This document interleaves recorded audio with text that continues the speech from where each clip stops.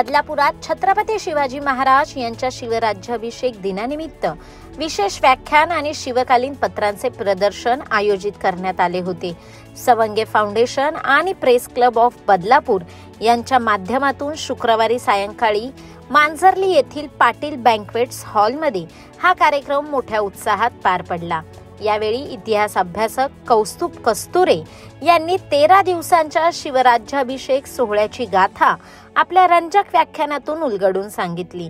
शिवराज्याभिषेक सोहळ्याची ही गाथा ऐकण्यासाठी बदलापूरकरांनी हॉलमध्ये मोठ्या प्रमाणात गर्दी केली होती। तर याच कार्यक्रमात बदलापुरातील आंतरराष्ट्रीय पातळीचे चित्रकार सचिन जुवाटकर यांनी आपल्या कुंचल्यातून साकारलेल्या छत्रपती शिवाजी महाराज यांच्या तैलीचित्राचं अनावरण देखील करण्यात आलं। तसेच यावेळी 10वी-12वीच्या परीक्षेत उत्तीर्ण झालेल्या विद्यार्थ्यांचा गुणगौरव सोहळा देखील पार पडला।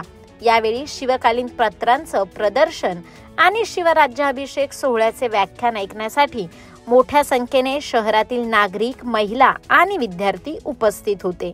आज छत्रपती शिवाजी महाराजांच्या राज्याभिषेकाचे दिनाचं औचित्य साधून आज या ठिकाणी शिवचरित्रकार आणि व्याख्याते कौस्तुभजी कस्तुरे यांचं एक शिवराज्याभिषेकावर व्याख्यान आयोजित करण्यात आलेलं होतं। अतिशय चांगलं त्यांनी या ठिकाणी मांडणी केली। परिसरातील सर्व नागरिकांचा उत्स्फूर्त या ठिकाणी प्रतिसाद होता आणि या ठिकाणी जी दुर्मिळ पत्र आहेत, शिवकालीन जी पत्र आहेत त्याचा संग्रह त्यांनी केलेला आहे, त्याचं प्रदर्शन सुद्धा या ठिकाणी ठेवलेलं आहे आणि अनेक विद्यार्थ्यांनी सगळी पत्रांची पाहणी केली आणि जाणून घेतली। शिवाजी महाराजांचा राज्याभिषेक सवंगे फाउंडेशन आणि पत्रकार संघाने कार्यक्रम आयोजित केला। शिवाजी महाराजांचा राज्याभिषेक आपल्याला सगळ्यांनाच माहिती आहे। राज्याभिषेक हा विशेष दिन आहे।